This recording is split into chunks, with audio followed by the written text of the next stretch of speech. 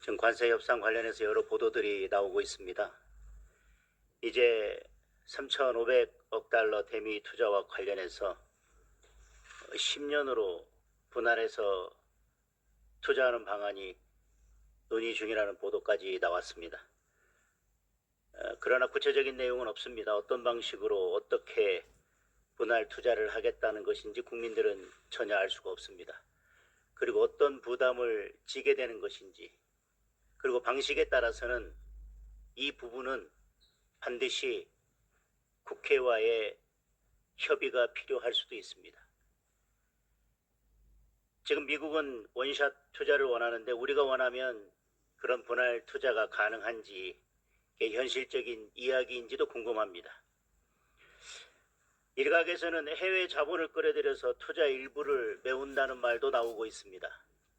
그게 대출인지 보증인지 또 최종 책임은 누가 어떻게 지는 것인지에 대해서도 알 길이 없습니다. 기업들의 1,500억 달러 투자 규모를 늘린다는 이야기도 나오고 있습니다. 기업의 부담을 늘려서 협상 실패를 가리려는 정권의 무책임함이라면 국민들께서 용서하지 않을 것입니다.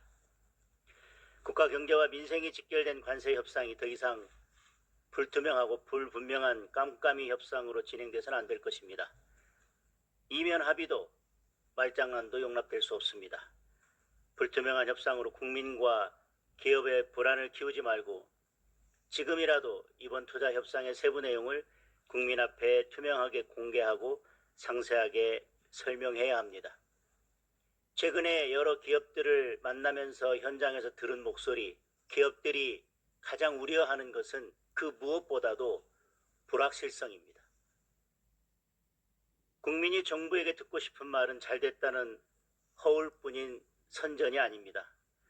어떠한 조건으로 어떠한 자금을 동원해서 어떻게 이행할 것인지, 그리고 그것이 국민과 기업에게 어떤 부담으로 돌아올 것인지 상세한 설명을 듣고 싶어 하는 것입니다.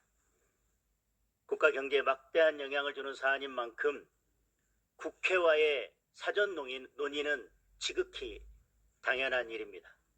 이것이 국민에 대한 책임 있는 정부의 자세일 것입니다. 민중기 특검의 위선과 불법이 만천하에 드러났습니다. 이재명 정권과 개딸들의 비호 아래 정의의 사도를 자처하던 민중기 특검의 진짜 모습은 법복 입은 도적, 법비였습니다. 강압수사로 국민을 죽음으로 내모는 잔인함이었습니다.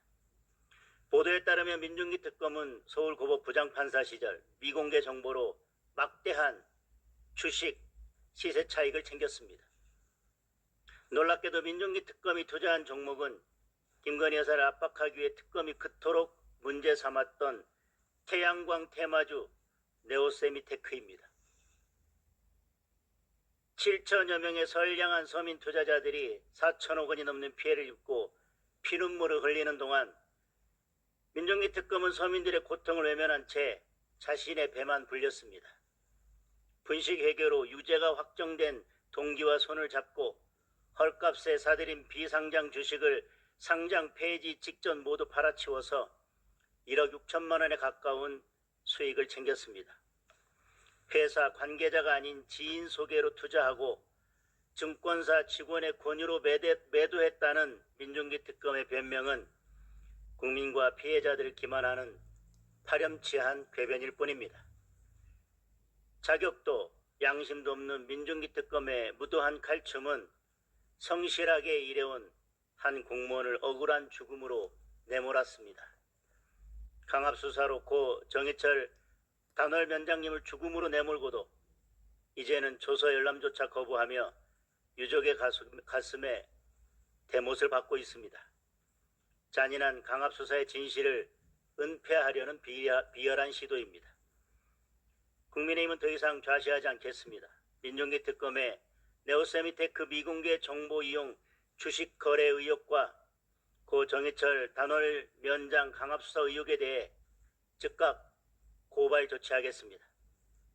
불의한 세력이 정의의 가면을 쓰고 국민을 약탈하고 끝내 죽음으로 내모는 이 무도함을 반드시 끝장내겠습니다.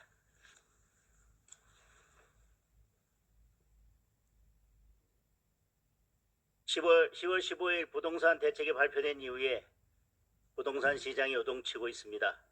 수도권 곳곳에서 팔 수도 살 수도 없다며 국민의 불만과 원성이 하늘 높은 줄 모르고 치솟고 있습니다.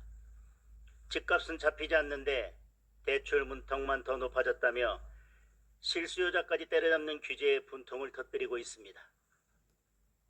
수억, 수십억 빚을 내서 집을 사는 것이 맞냐며 국민의 내 집 마련의 꿈을 비난한 사람이 정작 좋은 동네에 수십억짜리 아파트를 보유한 사실이 드러나면서 국민의 허탈함과 분노는 더욱 커지고 있습니다.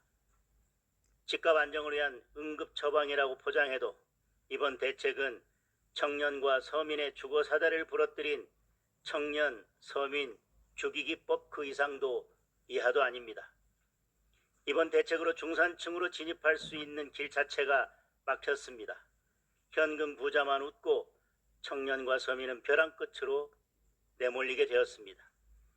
앞으로 전국의 집값은 폭등하고 자산 양극화는 더욱 심해질 것입니다. 정부는 곧바로 보유세 인상 가능성을 내비쳤고 2+2를 넘어 3+3+3의 최대 9년을 거주할 수 있게 하는 더 센 임대차법까지 예고하고 있습니다. 막으면 반드시 터집니다. 극단적인 규제 만능주의가 국민과 시장을 꺾을 수는 없습니다. 그 끝은 실패이고 민생 파탄일 뿐입니다. 정부는 현실을 제대로 직시하기 바랍니다.